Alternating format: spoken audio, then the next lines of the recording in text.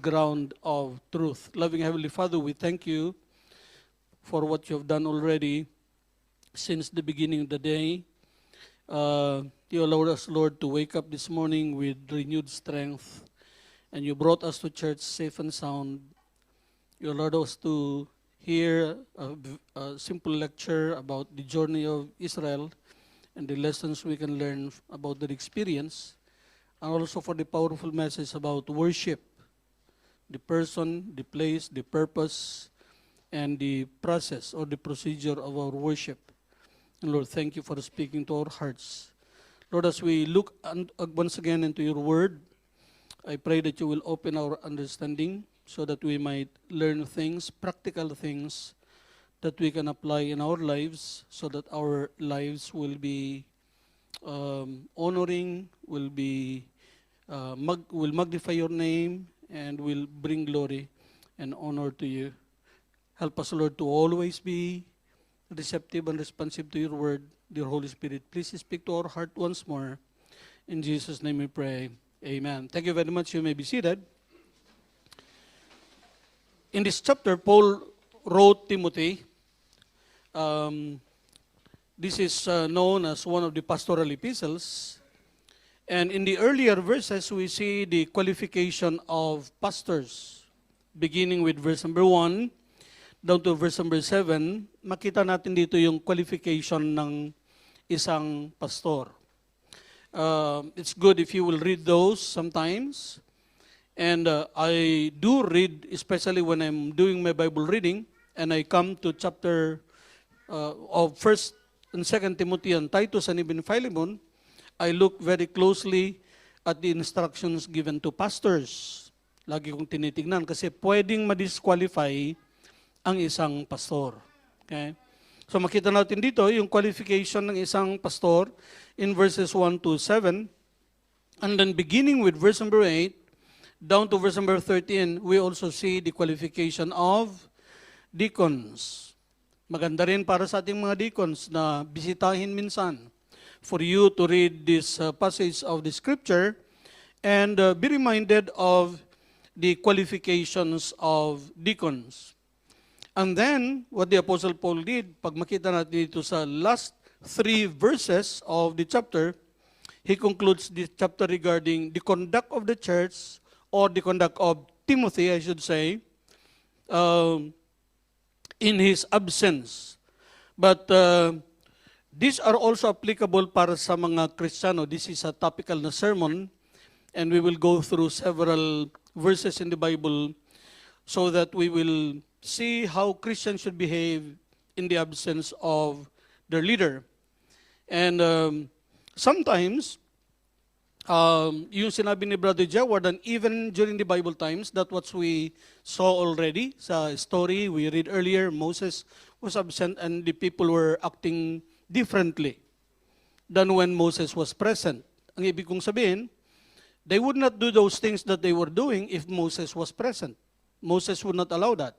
But in the absence of their leader, they were doing something that was contrary to the desires and wishes of their leader. Sana hindi yung wishes at desires ng leader natin, ng pastor natin ang nasusunod, kundi yung desire at wishes ng Panginoon. Kasi kahit wala ang pastor, kung ang kinikilala natin ay ang Panginoon, yung kalooban niyang nasusunod sa buhay natin. And if we go to 2nd and 1st Corinthians chapter 5, let me show you an example here. Beginning with verse number 1 down to verse number 5. Paul was writing the believers in Corinth. They were doing something that Apostle Paul would not allow them to do if he was present with them. They were misbehaving. It is reported commonly that there is fornication among you. May nag-report. May balitang nakarating kay Paul about what's going on in the church. And there was fornication among you, sabi niya. And such fornication is not so much as named among the Gentiles. It's so terrible that it's something that's not even committed by unsaved people. That one should have his father's wife. If you can imagine, this is perhaps a stepmother and having a relationship with the stepson. And ye are puffed up, and have not rather mourned that he that hath done this deed might be taken away from among you. Look at verse 3. For I verily, as absent in the body, that means Paul was not with them during these times, but present in spirit, have judged already, as though I were present concerning him that hath so done this deed.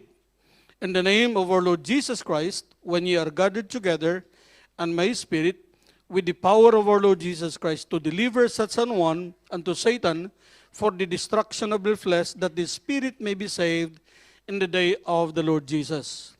The point that I'm trying to drive was that the church members in Corinth were misbehaving because the Apostle Paul was not with them. And this is not the only problem. There were conflicts. In the church, there were so many problems that was going on in the church. And so, this is a reminder how Christians should behave in the absence of their leader. The picture is like a father who is leaving momentarily and giving instruction to his children regarding their behavior while he is gone. I'm sure kahit sa inyo nangyayari yan, kung aalis kayo, may mga sinasabi tayo sa ating mga anak, what we expect of them. O ganito ha, lalo na pag maliliit pa. Or maybe your kids are going to the Philippines to study.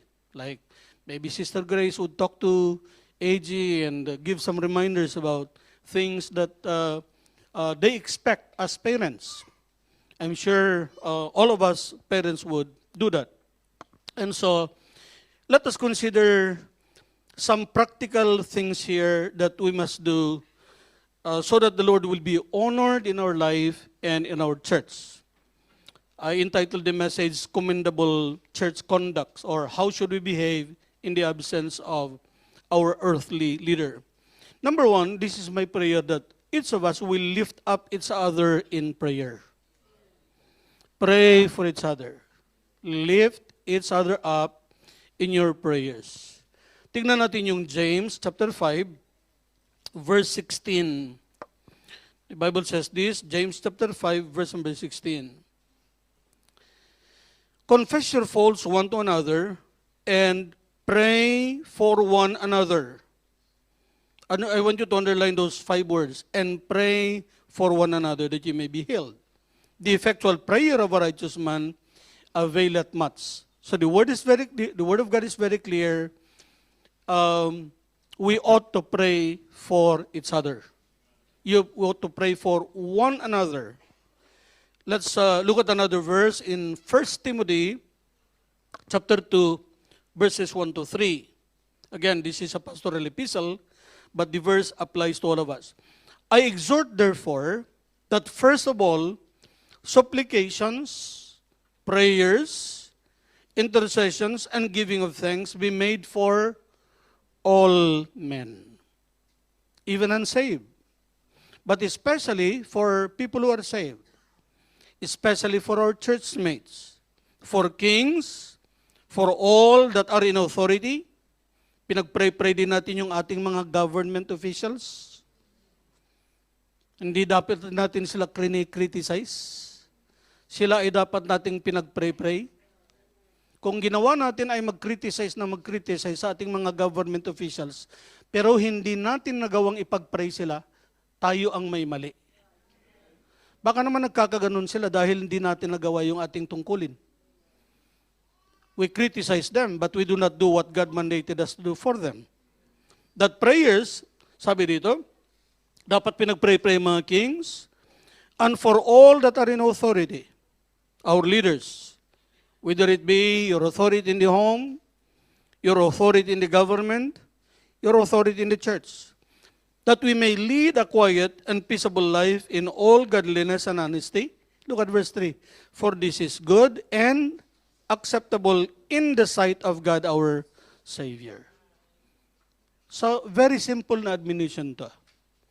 We need to lift up each other in prayers. This morning I prayed for you.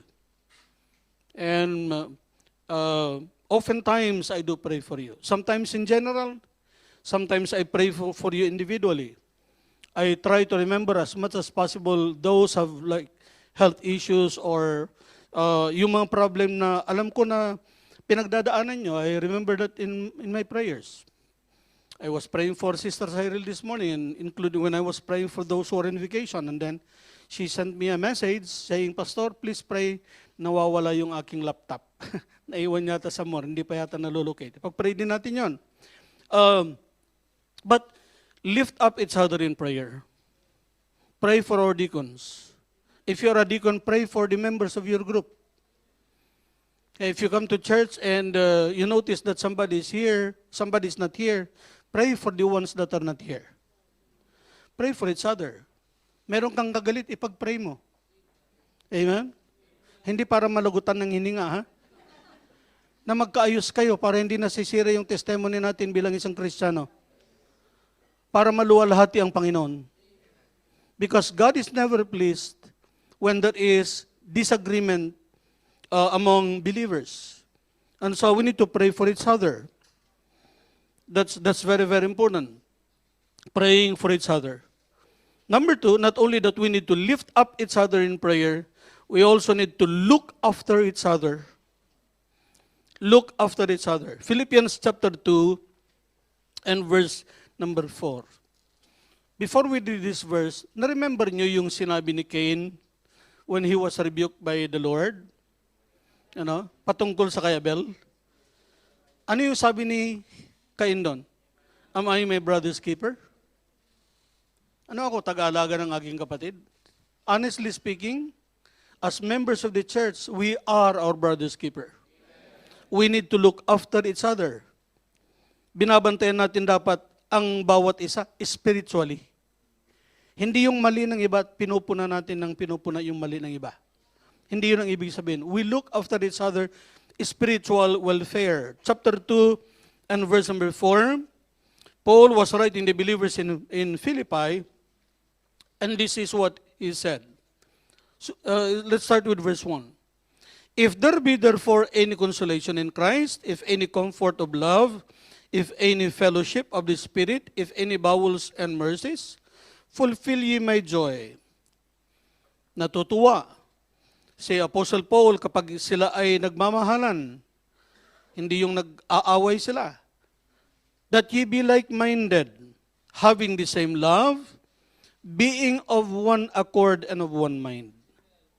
Kayo bang mga magulang pag nag-aaway-away yung mga anak niyo, are you happy? Are you pleased? Are you happy when your kids are fighting? Di ba? Pinaalalahanan natin yung magkapatid. Ano ba kayong magkakapatid kayo? Para kayong mga... Pero paano naman tayo sa church?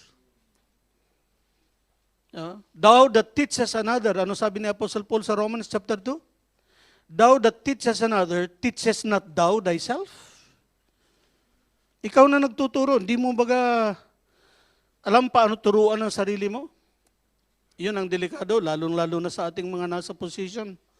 If we are teaching, if you have a Bible study group, we are very good in teaching others, we'll come to that verse. Babaya, basahin natin yun. And then sabi niya rito, let nothing be done through strife or vainglory. Wala dapat nangyayaring ganyan, strife. Hindi pagkakaunawaan, faction, or vainglory. But in lowliness of mind. Dapat meron tayong humility. Marunong kumilala ng mali. Amen? Amen? Marunong tayong tumanggap ng kamalian. Only by pride cometh. Kaya lang naman may away-away dahil nga sa pride. Sabi ko nga sa inyo, lumalapit pa lang yan, humingi pa lang ng apology. Wag mo nang pahirapan. Sabi mo, hindi, may mali din ako eh. Para pareho kayong umaamin ng kasalanan. Amen? It takes two to tango. It takes two to quarrel. Kung isa lang ang may mali, walang away. The fact na may away kayo, pareho kayong may mali. So kaya, yung humble, alam nyo, lalo, if you are more spiritual, mas maging humble ka dapat. Kahit siya pang may mali, para na lang ma-restore siya sa pananampalataya. Para hindi na lang siya ma-stumble. Ikaw na yung, di ba ganun ginawa ng Panginoon? The Lord did nothing wrong. but he humbled himself. You know, and you can read that also in the book of Peter. Let nothing be done through strife or vainglory, but in lowliness of mind, let each esteem other better than themselves. Verse 4, look not every man on his own things. Sabi ng iba, ito daw yung favorite verse ng mga magnanakaw. Kasi binabantayan nila yung gamit mo. You know? Pero that's not the context here. But let every man also on the things of others. Ano pang tinuturo sa Galatians? Do you remember what the Apostle Paul taught in the book of Galatians chapter 6, verse number 1? Brethren, if a man be overtaken in a fault, ye which are spiritual, restore such an one in the spirit of meekness, considering thyself, lest also thou be tempted. Ano ibig sabihin nito? Listen to the verse. Brethren, if a man be overtaken in a fault, that means alam mo na may problema yung iba. Tingnan nyo, listen to this. Alam mo yung nangyayari sa kanila. Now, ye which are spiritual, ikaw na mas spiritual, mas matured, you have an obligation, and that is to restore such an one in the spirit of meekness. Mag-ingat tayo mga leaders, sa halip na tayo yung nagre-restore sa kanila, tayo pa yung nagdara-drive sa kanila palayo sa Panginoon. Hindi dapat yun, ha? Na tayo yung nagpagiging dahilan ng kanilang pag-stumble. Okay? Bear ye one another's burdens to fulfill the love of Christ. Do you remember the teaching of Brother Chris here? About this passage of the scripture? And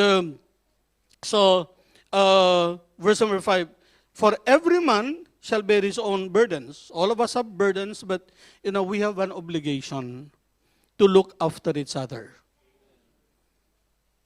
Every time na merong mga members na wala sa church, we have a responsibility to look after them. Romans chapter 15, verse number 1. These are very practical things. We then that are strong, parang ito rin yung Romans. Kung ang Colossians at Ephesians are twin epistles, itong Romans at Galatians, halos magkaano rin ito. Yung Galatians kasi parang preaching type. Yung Romans parang inupuan ni Apostle Paul at isinulat. Very similar yung mga tinuturo nila. Look at this. We then that are strong ought to bear the infirmities of the weak, and not to please ourselves. Let every one of us please his neighbor for his good to edification. That word edification means to build up. You have a responsibility to make sure that whoever is sitting next to you, that person becomes a better Christian because of you. Kung meron ng mga Christians na wala na sa church dahil ikaw ang dahilan, please do something about it. Tumawag na kayo na mismo mag-apologize para sila ay makabalik sa Panginoon. For even Christ pleased not himself, but as it is written, the reproaches of them that approached thee fell on me. How should we behave in the house of the Lord? Whether your spiritual leader is with you or is absent from you, we should lift up each other in prayer. Alam mo, pag pinag-pray-pray mo ang isang tao, mas magiging yung respeto mo at saka yung pagmamahal mo sa tao na yan, nadidevelop yun. Okay? Pray for each other. Look after each other. Kumustahin nyo? Baka may pinagdadaanan. Try to know how each other is doing. Number 3, labor for the Lord together. Labor for the Lord together. We need to lift up each other in prayer. That's a very important responsibility. We need to look after each other. At kung may pinagdadaanan yan, do what you can do to help the person. Remember the story of the Samaritan? Caring for people is costly. It is costly. Kung may kaya kang gawin para masolusyonan yung problema nila, gawin mo. Hindi naman ibig sabihin na ikaw mag-shoulder ng lahat. But maybe a little contribution will alleviate or will help. Pero ang masarap sa pakiramdam doon, the fact that you cared enough to do something about what they are going through. And then labor for the Lord together. Let us serve the Lord together. Remember, we are not in competition with each other. Sa church, walang competition. Cooperation dapat. Look at Philippians chapter 1. This is Paul's letter again to the believers in Philippi. Chapter 1 and verse number 27. Sabi ni Apostle Paul dito, basahin niyo yung ibang mga passage, yung ibang mga verses. Only let your conversation as it becometh the gospel of Christ, that whether I come and see you, meaning wala si Paul sa kanilang kalagitnaan, or else absent, kung wala man ako sa inyo, I may hear of your affairs, naririnig ko yung mga pinaggagawa nyo, that ye stand fast in one spirit, one mind, striving together for the faith of the gospel. Behold how good and how pleasant is it for brethren to dwell together in unity. Let's serve together for the glory of the Lord. Amen? Pareho tayong mag-serve. We have the same objective. Isa. Isang layunin natin. And that is to glorify, to honor the Lord. Sa soul winning, mag-soul winning tayo. Sa mga Bible studies natin, i-support natin yung mga Bible studies.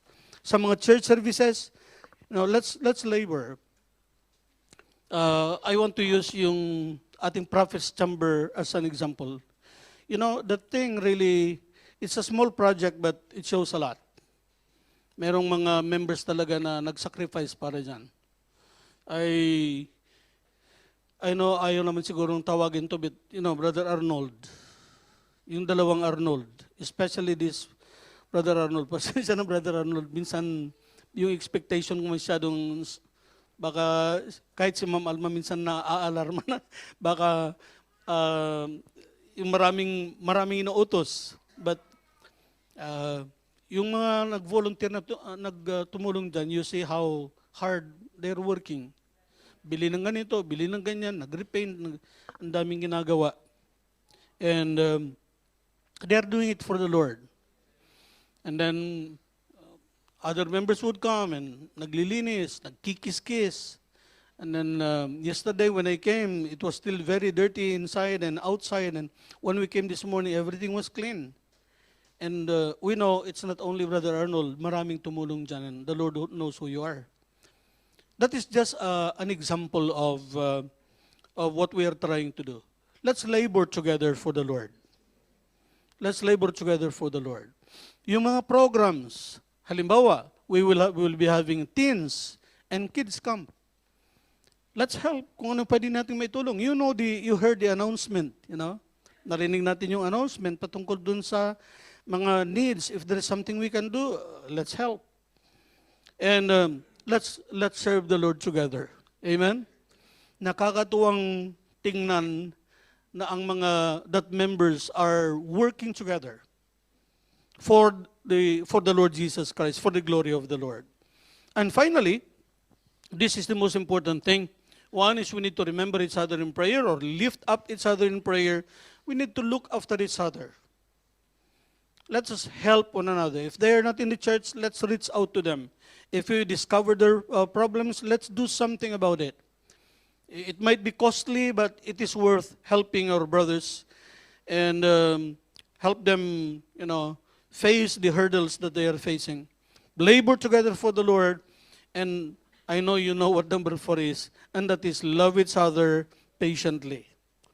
Magmahalan tayo. Amen? Amen?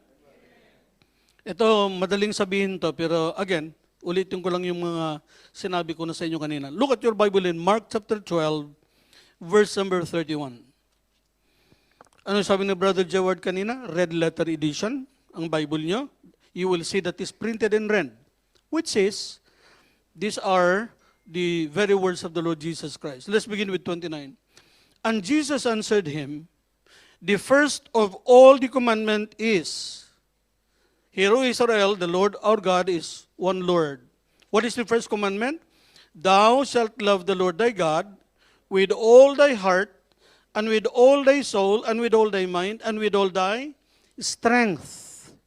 This is the first commandment with promise. Yan ang pinaka-importante sa lahat ng mga commandment. Well, ano yung second? Okay na rin yung second, amen? Kahit hindi ikaw yung first honor, second honor, mataas na rin yun. Verse 31, and the second is like, namely this, thou shalt love thy neighbor as thyself. Mahalin mo yung iyong neighbor katulad ng pagmamahal mo sa sarili mo. There is none other commandment greater than this. Meaning, yung dalawang command na yan. Pagmamahal mo sa Panginoon, pagmamahal sa kapwa. That's why if you will read the Ten Commandments, it is what? Vertical and horizontal. Our relationship with God and our relationship with people. Ganon din yung cross ng ating Panginoon. Look at John 15 verse 12. John chapter 15 verse 12.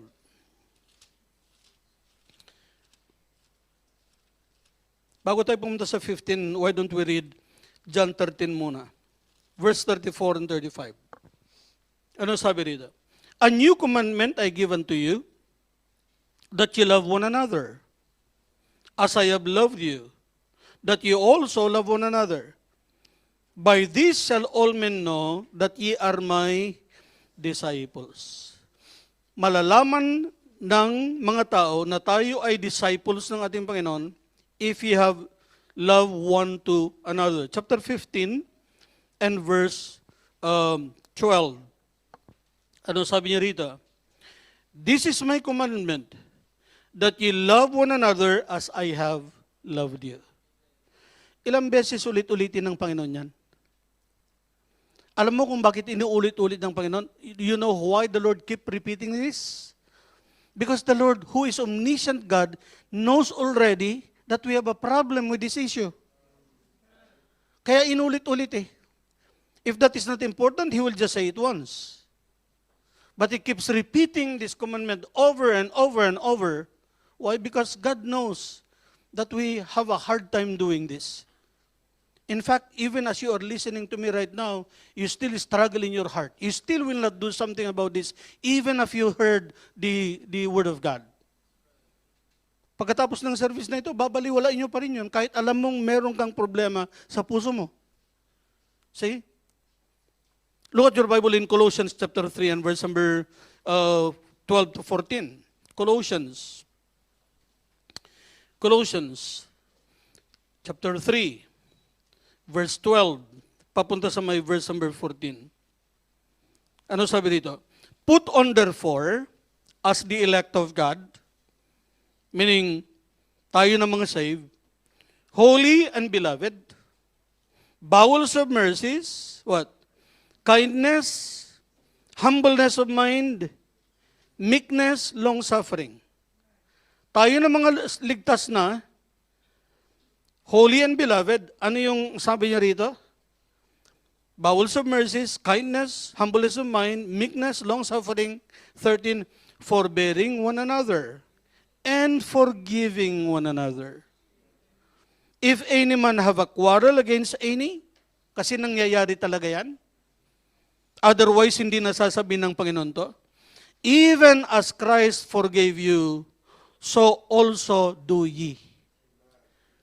Pinatawad tayo ng Panginoon, matuto rin tayong magpatawad. The issue is not who is at fault.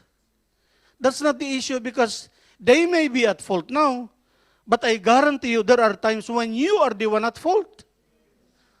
Maaring ibang nagkamali sa akin, pero may time din naman na ako nagkakamali sa iba. Ano sabi? Even as Christ forgave you, so also do ye. Ilang message pa ba ang kailangan nyong marinig? Para isa katuparan natin to. Ilang message pa? Dapat one message is enough. Amen? Verse number 14. And above all these things, after saying all those things, sabi niya, put on charity, which is the band of perfectness. And let the peace of God rule in your hearts. Dapat yun ang nag-rule sa ating mga puso, yung peace ng Panginoon. To the which also ye are called in one body, and ye be thankful. Romans chapter 13 and verse number 10. Marami ito eh. Romans chapter 13 verse 10. Love worketh no ill to his neighbor. Therefore, love is the fulfilling of the law. Kahit saan sumulat si Pablo, sa Romans man, sa Corinth man, sa Ephesians man, sa Colossians man, sa Philippians man, may mensahe siya with regards to forgiving and loving each other. Alam niyo kung pwede pang magdagdag si Apostle Paul ng sulat para sa taga-BBC, isusulat niya rin yan. Baka mas mahaba, baka ilang chapter para sa atin. You know? 2 Corinthians chapter 6 verse number 3. 2 Corinthians chapter 6 verse number 3. Giving no offense in anything, that the ministry be not blamed. Ito yung masakit dito eh. This is what is painful when our behavior is already affecting the ministry. Always remember this, the ministry is more important than our emotions. Bahala nang masaktan ako, wag lang sana masaktan ng ministry. Sa atin iba eh, bahala ng ministry dyan basta hindi ganon.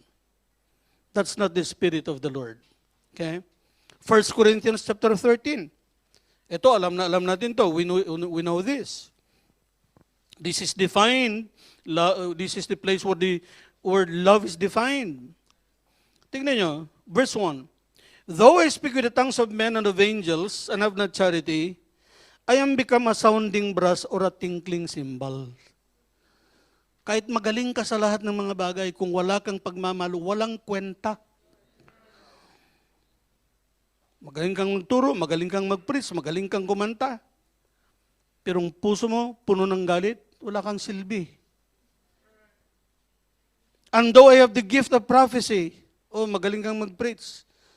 Understand all mysteries, ang galing mong sumagot, lahat ng mga tanong kaya mong sagutin. And all knowledge, nasa sayo na. And though I have all faith so that I could remove mountains and have not charity, I am nothing. Wala rin lahat yun. So, what is important is what we do because of love. And though I bestow all my goods to feed the poor, pagbigay ka, matulungin ka. And though I give my body to be burned, can you imagine that? And have not charity, it profiteth me nothing. How then is love defined? Love suffereth long. That is, meron kang patience. Hindi ka madaling magalit.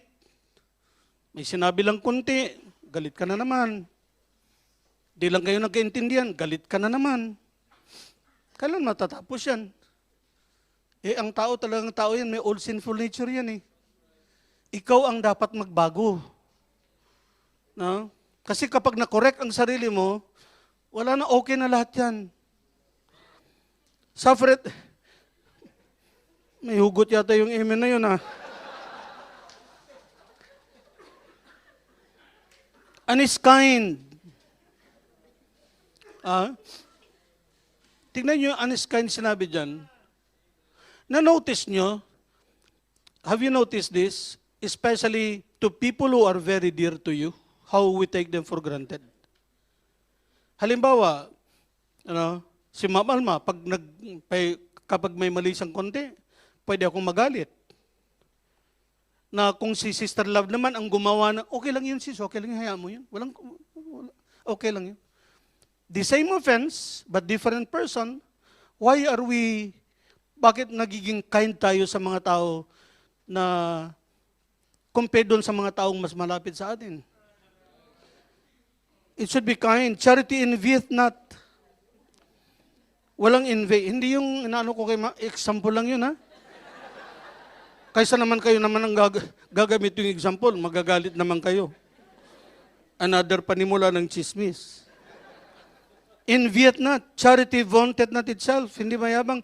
It's not puffed up.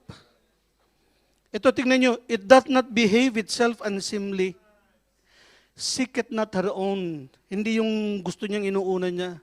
Is not easily provoked. Hindi madaling magalit. Ito yung Christian love. Thinketh no evil. You know? Huwag mong kumbinsin ng sarili mo na totoo nga na ganyan. No. Give them the benefit of the doubt. Hindi ganyan si Brother Jerry. Kahit totoo pa. hindi siya ganyan sa pagkakilala ko. Tapos kinausap ko si Brother Jerry. Brother Jerry, itong sinabi sa akin, pero hindi ako naniniwala kasi alam ko mabait ka eh.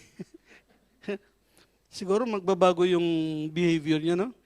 Rejoiceth not in iniquity. Anong ibig sabihin nun? Hindi ka natutuwa kapag may ibang nagkakasala. But rejoiceth in the truth, beareth all things, believeth all things, hopeth all things, endureth all things. Makikita natin how beautifully love is defined. James chapter 2 and verse number 8. Marami na itong nabasa natin. Marami pa tayong pwedeng basahin. Pero kapag hindi pa sapat itong binasa natin, wala nang sasapat sa inyo. We can read more verses about forgiving and love. But we have read enough. But if what we have read already is still not enough, then there will never be enough verses to help you. Tingnan nyo ito. James chapter 2 and verse number 8. If ye fulfill the royal law according to the scripture, thou shalt love thy neighbor as thyself, ye do well. Tinawag yan na royal law. Amen? Kung merong sama ng loob, ayusin.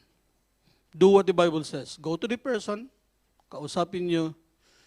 Nalulungkot ako eh. When I come to church, I see so many people in the church. And every time they are not in church, the first thing that comes to mind is, ano kayang problema? And I began to investigate. And then, when you investigate, when you try to find something, then you know it's always because of somebody. Si ano kasi parang dalawang mukha eh. Iba siya sa nakikita sa church, iba siya sa mga ganong mga reputation na ba. Hindi na maganda yan. And in the presence or absence of a spiritual leader, we should conduct ourselves properly in the house of God. Kasi yung verse na, whether therefore ye eat or drink, or whatsoever ye do, what? Do all to the glory of God. Paul said, but if I tarry long, that thou mayest know how thou oughtest to behave thyself in the house of God. Lift up each other in prayer. Look after each other. Kumustahin mo ang bawat isa. Kung may alam kang problema, right there, magsimula na kayong mag-pray. Kung mayroon kang kayang itulong mo. But again, doon din sa mga nangangailangan, do not expect, do not try to share your problem with others with the motive that you want to receive something from them, because that is manipulation. Just let the Lord work in their hearts. Because the Lord knows, who to convict. The Lord will send you people who will help you. Do not manipulate people because that's not right. And love each other. This is my heart's desire and prayer to God for BBC. And doing these things will help the enemy, will keep the enemy from destroying the church. And most importantly, it glorifies and honors the Lord. I hope that this message will help us, whether it be I am the pastor of the church or not. What is important is, in the presence or absence of your spiritual leader, we ought to behave in such a way that God is always glorified in our midst. Loving Heavenly Father, we thank you for the simple message that you have given us. Father, I pray that you will give us the grace to humble ourselves and just do what you want us to do. Because you are not just our Savior, you are our Lord. And in Luke chapter 6, verse 46, you said something that should remind us, why do you call me Lord, Lord, and do not the things which I say? And therefore you expect us that if we address you, we call you as Lord because you deserve it. You are our Lord indeed. Help us to obey and to put into practice the things that you taught us in your word. Bless BBC, the ones that are here, and even the ones that are not here. I pray, Father, that they will find a way to listen to this simple message today and also be convicted, and that they will also make the necessary decisions that will please you and glorify you. Lord, bless us and bless the remaining portions of the day, the activities, Bible studies, and other things that we will be doing. Bow your head and close your eyes. We will not be having an altar call, but maybe the Lord spoke to your heart this afternoon. I'm not sure. But if God spoke to your heart right now, I will not ask you to raise your hand. But we will give you an opportunity to respond by talking to the Lord. Ano yung nasa puso niyo? Are you that Christian who is always praying for others? Anong nilalaman ng prayers niya? When you pray, is it always about you, your worries, your concerns, your problems, your needs? How much time do you spend praying for others? Does it bother you that other Christians are not in church or not going to church anymore? Does it bother you? Do you feel that you have a responsibility in restoring that brother or sister to the Lord? How is your attitude with regards to service? Laboring for the Lord. Is it your attitude that others can do it? Meron namang iba dyan. May maglilinis doon. Is that your attitude, or do you ask yourself sometimes, what can I do for the ministry? How can I contribute to the success of the ministry? And is there anyone you despise in your heart? Is there any person, not just in church, but maybe in your workplaces, maybe even in your homes, maybe a relative, maybe a brother or a sister, baka mismo sa inyong family. Nandito kayo sa Qatar, maybe you have a family member in the Philippines or in Africa. Is your relationship with other people pleasing to the Lord? Why didn't you pray right now?